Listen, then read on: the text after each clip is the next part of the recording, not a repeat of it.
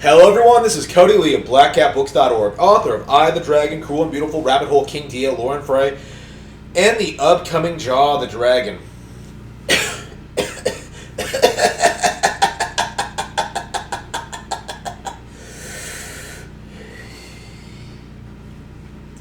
River City Girls is one of the best new revivals of a classic IP we've seen in recent years. I really loved the original. It had some flaws and a lot of things I had a problem with. Like, a lot of people didn't like the ending, but all in all, I thought River City Girls was charming. I thought it was a lot of fun. I thought it had a lot of things going for it.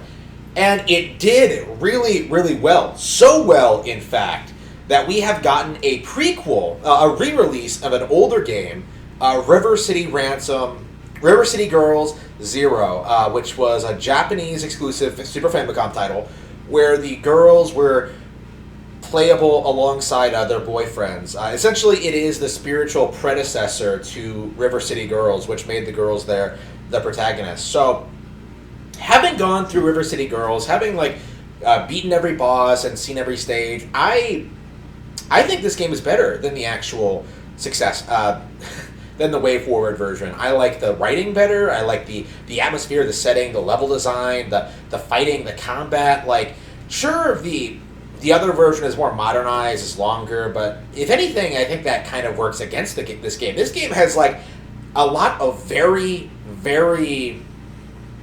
90. It's a very strong 90s charm to it.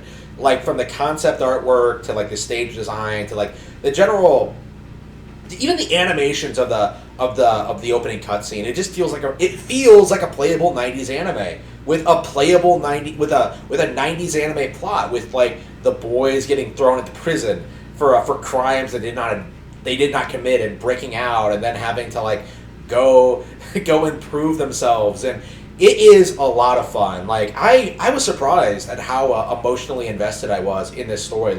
All the characters are super likable. There are, for a beat 'em up, there's a lot of dialogue. There's a lot of character development. There's a lot of, there are motivations for the characters. There are relationships between characters.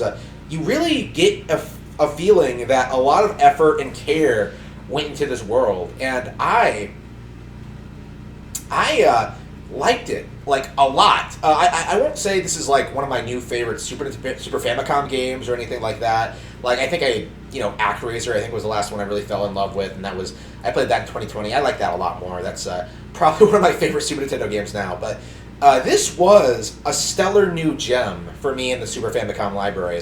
Something that I had never really heard of before, had no real experience with, but after going through it, I really do think I am starting to fall in love with the River City games.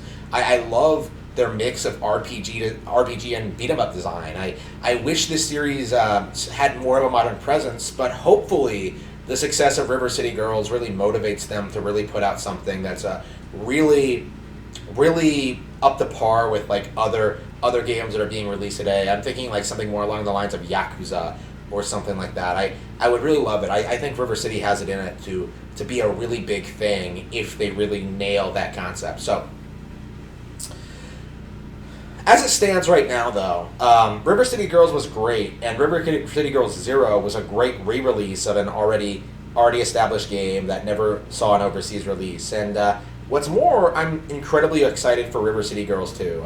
That game looks great. It'll hopefully be better than the original, and hopefully it incorporates lots of elements from River City Girls Zero.